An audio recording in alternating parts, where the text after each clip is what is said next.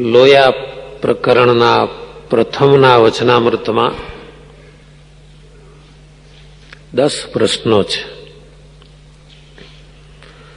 શરૂઆત શ્રીજી મહારાજે કરી. સંતોને પૂછે મહારાજે, શંકર શબ્દનો શો અર્થ છે? શંકર એટલે શું? સંસ્કૃત શબ્દ છે શમ સુખમ.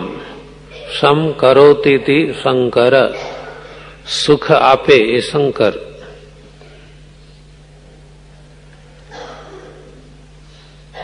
ત્યાં તો શ્રીજી મહારાજ કહે છે, આજે રાત્રે અમને સ્વપ્ન આવ્યું અને એમાં શંકર દેખાયા. મોટો જબરો નંદી એના ઉપર બેઠેલા હતા, બહુ પુષ્ટ શરીર. એવું દેખાતું હતું જાણે 40 વર્ષની ઉંમર હોય. જબરી જટા ઉપર હતી.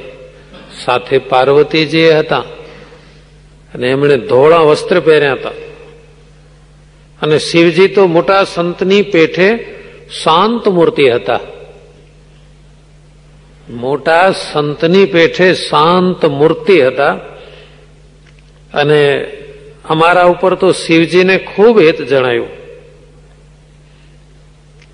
કારણ કે શિવજી તો ત્યાગી છે, યોગી છે, ભગવાનના મોટા ભક્ત છે.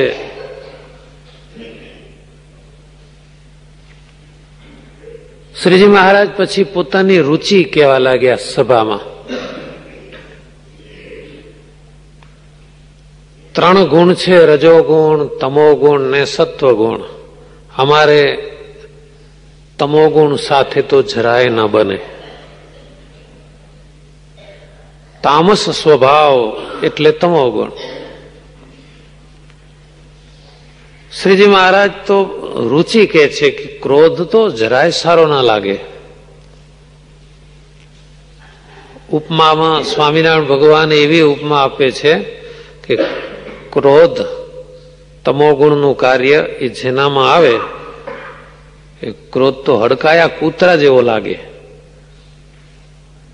હડકાયા કૂતરાની લાળ પશુ કે મનુષ્ય જેને અડે એ ડાચીઓ નાખી નાખીને મરી જાય.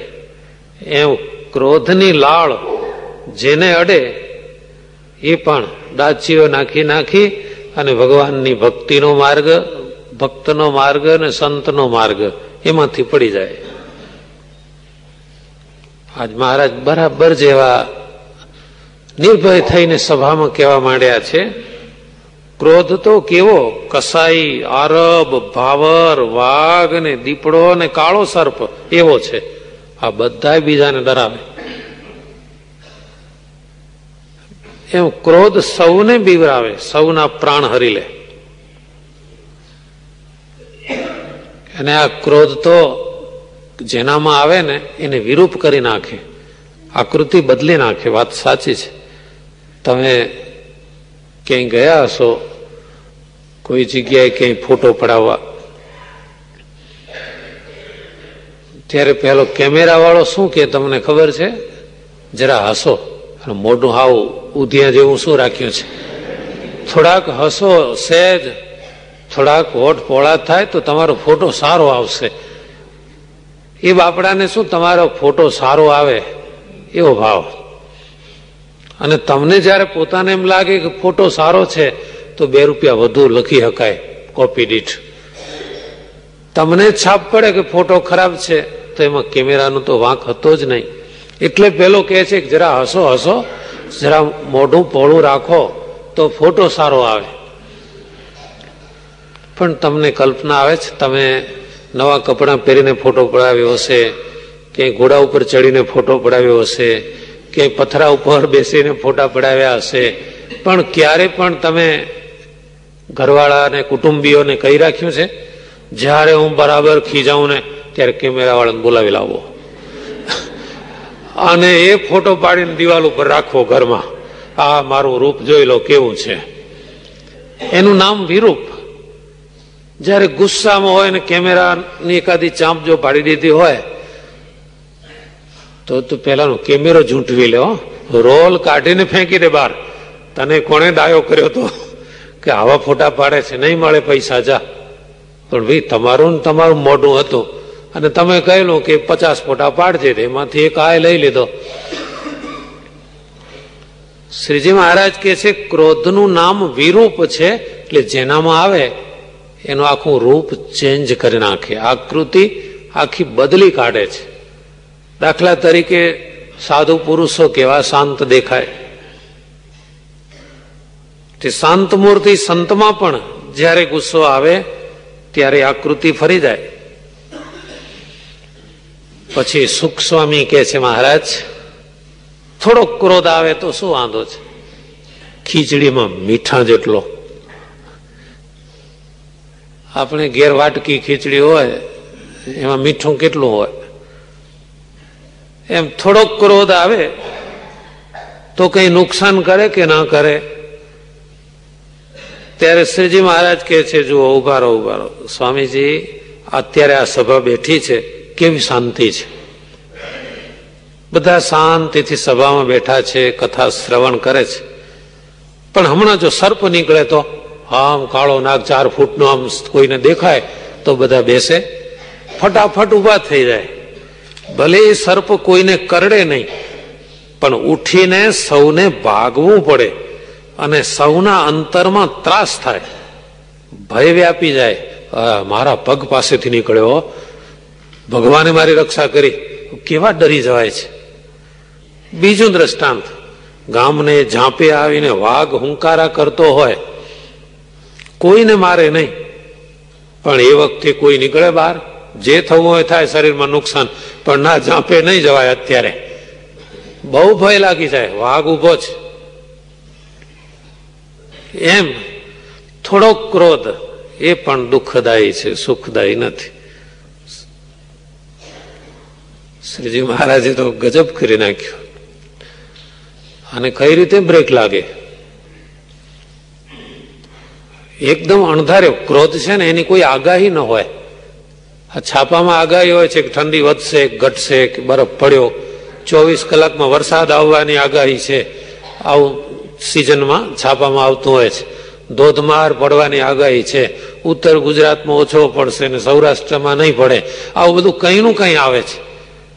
પણ કોઈ દાડો માણસ માટે ક્રોધની આગાહી થઈ શકે કે આજે ચેતતા રહેજો, ઓફિસમાં સૌ આડાવડા થઈ જજો, એવું કોઈ આગાહી કરતું નથી.